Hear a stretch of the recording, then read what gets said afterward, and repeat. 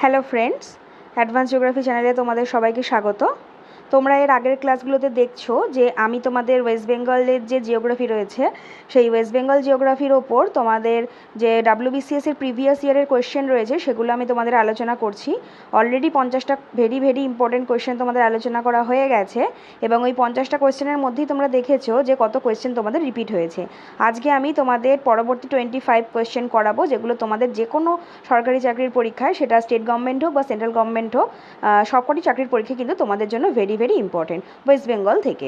তো আমরা চলে আসি যে আজকে আমাদের ফার্স্ট কোয়েশ্চেন, যে পশ্চিমবঙ্গের রাজধানী অবস্থিত কোথায়। দেখো, এটা সকলেই আমাদের জানা যে WBCS 2015 এই কোয়েশ্চেনটি এসেছে যে পশ্চিমবঙ্গের রাজধানী মানে কলকাতা নিরক্ষরেখার নিকটে অবস্থিত, কর্কটক্রান্তির নিকটে অবস্থিত, মকরক্রান্তির নিকটে অবস্থিত, নাকি আর্কটিক সার্কেলের নিকটে অবস্থিত। আমরা সকলেই জানি যে ওয়েস্ট বেঙ্গলের ওপর দিয়ে কিন্তু একটি গুরুত্বপূর্ণ রেখা গেছে, সেটি হচ্ছে কর্কটক্রান্তি রেখা।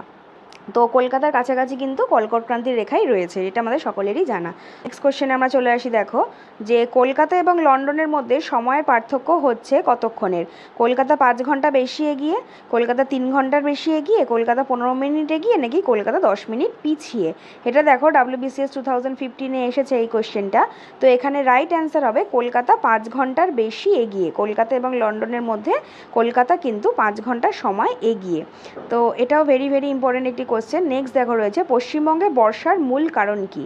পশ্চিমবঙ্গে বর্ষার মূল কারণ দেখো বলেছে দক্ষিণ পশ্চিম মৌসুমি বায়ু, ভারতীয় মৌসুমি বায়ুর বঙ্গোপসাগরীয় শাখা, উত্তর পূর্ব মৌসুমি বায়ু, নাকি ভারতীয় মৌসুমি বায়ুর আরব সাগরীয় শাখা।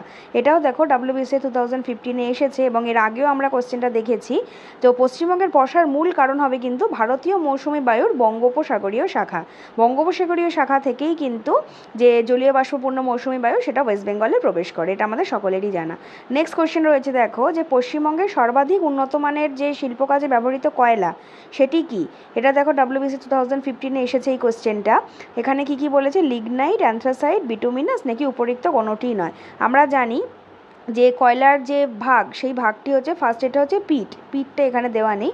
তো ফার্স্ট হচ্ছে পিট, সব থেকে নিকৃষ্ট মানের কয়লা, তার থেকে ভালো হচ্ছে লিগনাইট, তারপর হচ্ছে থার্ডে বিটুমিনাস এবং সব থেকে ভালো যেটা সেটা হচ্ছে অ্যান্থ্রাসাইট। তো পশ্চিমবঙ্গে যে সব থেকে উন্নত মানের শিল্প কাজে ব্যবহৃত কয়লা সেটি হচ্ছে কিন্তু বিটুমিনাস, অর্থাৎ অপশান সি হবে কারেক্ট অ্যান্সার। নেক্সট দেখো রয়েছে 2011 খ্রিস্টাব্দের সেন্সাস অনুযায়ী বৃহত্তম জনঘনত্ব বিশিষ্ট রাজ্য কোনটি। এটা দেখো WBCS 2015 এসেছে, কিন্তু এখানে যে অপশনগুলো দেওয়া রয়েছে দেখো কেরল, পশ্চিমবঙ্গ, উত্তরপ্রদেশ এবং ঝাড়খণ্ড। তো এখানে দেখো, এখানে কিন্তু রাইট অ্যান্সার হবে বিহার। 2011 সেন্সাস অনুযায়ী বৃহত্তম জনঘনত্ব রাজ্য বা জনঘনত্ব বিশিষ্ট রাজ্য হচ্ছে কিন্তু বিহার।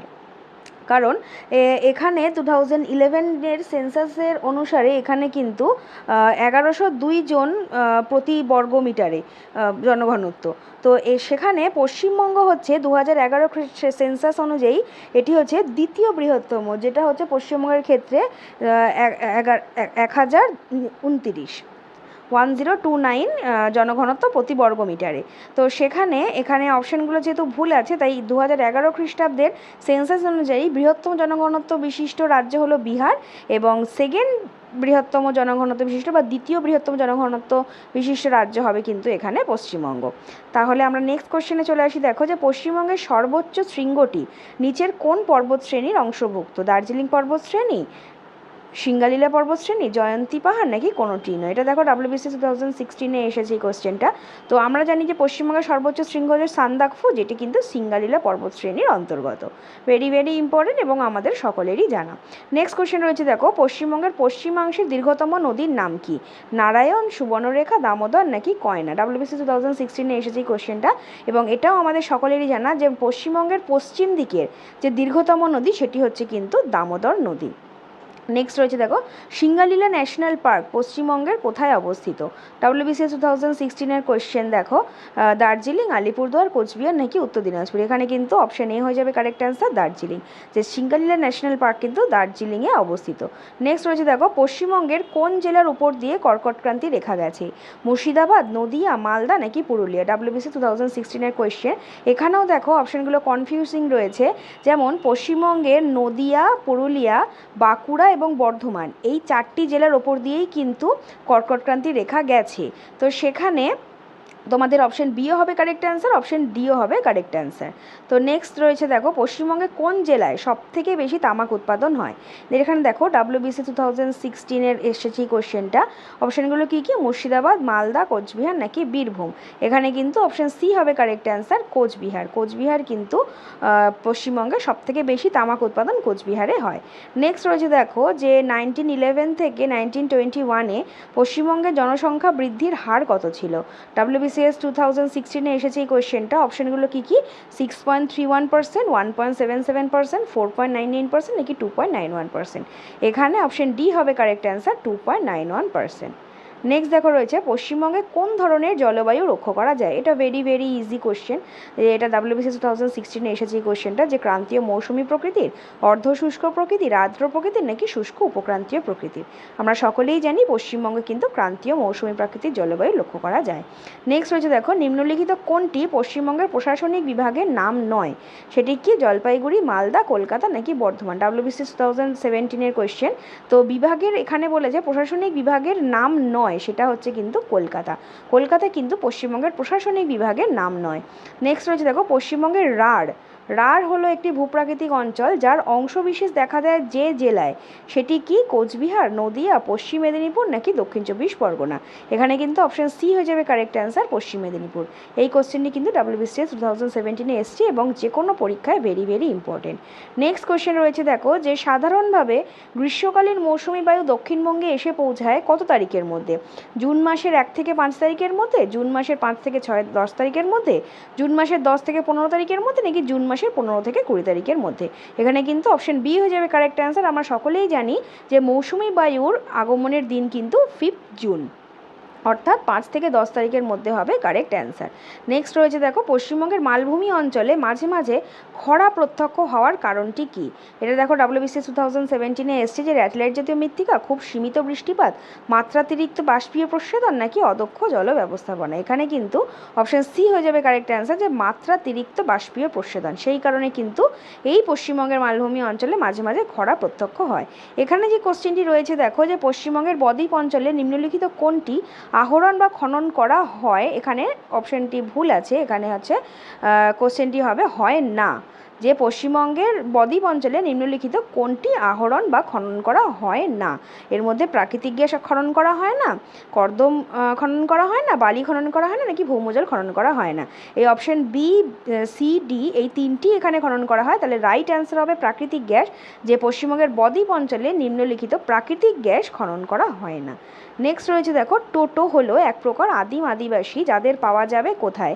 যে রাজ্যে সেটি হলো কি? অরুণাচল প্রদেশ, ওড়িশা, পশ্চিমবঙ্গ নাকি তামিলনাড়ু। এটা দেখো WBCS 2017 এসেছে এবং এর রাইট অ্যান্সার হবে পশ্চিমবঙ্গ। এবং পশ্চিমবঙ্গের কোন জেলায় টোটো উপজাতিদের দেখা যায়? সেটা হচ্ছে আলিপুরদুয়ার। আলিপুরদুয়ার জেলার উত্তর প্রান্তে কিন্তু এই টোটো আদিবাসীদের দেখা যায়। নেক্সট দেখো রয়েছে ফারাক্কা ব্যারেজ নির্মাণের প্রধান কারণ কী ছিল। এই কোশ্চেনটা প্রায় 3 থেকে 4 বছর রিপিট হয়েছে, তাই তোমরা বুঝতেই পারছো কতটা ইম্পর্টেন্ট তোমাদের WBCS পরীক্ষার জন্য। এটা WBCS 2017 আবার এসেছে যে ফারাক্কা ব্যারেজ নির্মাণের প্রধান কারণ কি? নিম্নবঙ্গে বন্যা নিয়ন্ত্রণ, হুগলি নদীতে জলের যোগান বৃদ্ধি, পশ্চিমবঙ্গের জন্য বিদ্যুৎ উৎপাদন নাকি বিহারের অন্তর্দেশীয় জলপথ পরিবহন। এখানে কিন্তু অপশন বি হবে কারেক্ট অ্যান্সার, যে হুগলি নদীতে জলের যোগান বৃদ্ধি একমাত্র ফারাক্কা ব্যারেজ নির্মাণের প্রধান উদ্দেশ্য। নেক্সট দেখো রয়েছে পশ্চিমবঙ্গের রাজ্যে কোন জেলা মানব সম্পদ সূচকে সর্বাধিক স্তরে উন্নীত হয়েছে। এটা WBCS 2017 question. Option A Kolkata, পূর্ব মেদিনীপুর, বর্ধমান নাকি উত্তর চব্বিশ পরগনা। এখানে অপশন এ হবে কারেক্ট অ্যান্সার, কলকাতা। নেক্সট রয়েছে দেখো নিম্নলিখিত কোন রাজ্যে স্থানান্তর কৃষি দেখা যায় না। আসাম, পশ্চিমবঙ্গ, ওড়িশা নাকি অন্ধ্রপ্রদেশ। এই কোশ্চেনটিও WBCS 2017 এসেছে এবং এখানে রাইট অ্যান্সার হবে পশ্চিমবঙ্গ, যে পশ্চিমবঙ্গে কিন্তু স্থানান্তর কৃষি লক্ষ্য করা যায় না। নেক্সট রয়েছে দেখো গঙ্গা নদীর সক্রিয় বদ্বীপ ভারতের কোন স্থানে রয়েছে। নদিয়া, উত্তর চব্বিশ পরগনা ও হাওড়া, সুন্দরবন অঞ্চল, উত্তর ও দক্ষিণ চব্বিশ পরগনা নাকি পূর্ব মেদিনীপুর ও হাওড়া। এটা দেখো WBCS 2018 এসেছে এবং এটা আমরা সকলেই জানি যে সক্রিয় বদ্বীপ ভারতের কিন্তু সুন্দরবন অঞ্চলে লক্ষ্য করা যায়। নেক্সট রয়েছে দেখো যে মুর্শিদাবাদ জেলাকে দুই ভাগে ভাগ করেছে কোন নদী? মহানন্দা নদী, জলঙ্গি নদী, ভাগীরথী নদী নাকি মাথাভাঙা নদী? এখানে কিন্তু অপশন সি হবে কারেক্ট অ্যান্সার, ভাগীরথী নদী। ভাগীরথী নদী কিন্তু মুর্শিদাবাদ জেলায় ঢোকার পরে তারপরে এটি মুর্শিদাবাদ জেলায় ঢোকার পরে এই যে এই একটি ভাগ এসছে হুগলি নদী হিসেবে, আর একটি বাংলাদেশে চলে গেছে, পদ্মা নাম নিয়ে বাংলাদেশে চলে গেছে। তাহলে এখানে কিন্তু অপশন সি হবে কারেক্ট অ্যান্সার, ভাগীরথী নদী। এটা WBCS 2018 কিন্তু কোশ্চেনটি এসেছে। নেক্সট রয়েছে দেখো কোশ্চেন যে পশ্চিমবঙ্গের বৃহত্তম আর্সেনিক শোধন প্ল্যান্টটি কোথায় অবস্থিত? গঙ্গাসাগর, কলকাতা, আসানসোল নাকি Farakka? Very very important question. এখানে কিন্তু পশ্চিমবঙ্গের বৃহত্তম আর্সেনিক শোধন প্ল্যান্টটি ফারাক্কায় অবস্থিত। তাহলে অপশন ডি হবে কারেক্ট অ্যান্সার। এই কোশ্চেনটিও কিন্তু WBCS 2018 এসেছে। আজকের লাস্ট অ্যান্ড ফাইনাল কোশ্চেন আমরা চলে আসি যে জাতীয় সড়ক বনগাঁর সঙ্গে কলকাতার যোগাযোগ করেছে কে? যে জাতীয় সড়ক 35, জাতীয় সড়ক 02, জাতীয় সড়ক 06 নাকি জাতীয় সড়ক 32? এখানে কিন্তু অপশন এ হবে কারেক্ট অ্যান্সার, যে জাতীয় সড়ক 35 বা NH 35, যেটি বনগাঁর সঙ্গে কলকাতার যোগাযোগ করেছে বা যেটাকে আমরা যশোর রোডও বলে থাকি। সেটা হচ্ছে WBCS 2018 কিন্তু এই কোশ্চেনটি এসেছে। তাহলে তোমরা বুঝতেই পারছো যে প্রতিটা প্রশ্ন কতটা ইম্পর্টেন্ট তোমাদের যে কোনো চাকরির পরীক্ষার জন্য। আমাদের চ্যানেলে এই ধরনের ভিডিও কিন্তু আসতে থাকবে। তোমাদের সকলের কাছে রিকোয়েস্ট, যারা এখনও চ্যানেলটিকে সাবস্ক্রাইব করনি অতি অবশ্যই চ্যানেলটিকে সাবস্ক্রাইব করে রেখো এবং পাশের বেল আইকনটি ক্লিক করে রেখো এই ধরনের গুরুত্বপূর্ণ আপডেট পাওয়ার জন্য। বিভিন্ন সরকারি চাকরির পরীক্ষার জন্য আমাদের চ্যানেলে অলরেডি বিভিন্ন ক্লাস করানো শুরু হয়েছে, তাই যারা এখনও সেই ভিডিওগুলি দেখোনি আমাদের চ্যানেলে গিয়ে ভিডিওগুলি দেখে নিও। আশা করি তোমাদের ভিডিওটি ভালো লেগেছে। ভিডিওটি ভালো লাগলে অতি অবশ্যই ভিডিওটিকে লাইক করে দিও এবং অন্যান্যদের সাথে শেয়ার করে দিও। তোমরা যদি কারোর কোনো সমস্যা থাকে অতি অবশ্যই কমেন্ট বক্সে কমেন্ট করে জানাতে পারো। তোমরা সুস্থ থাকো, ভালো থাকো, দেখা হবে পরের ভিডিওতে। Thank you and thanks for watching.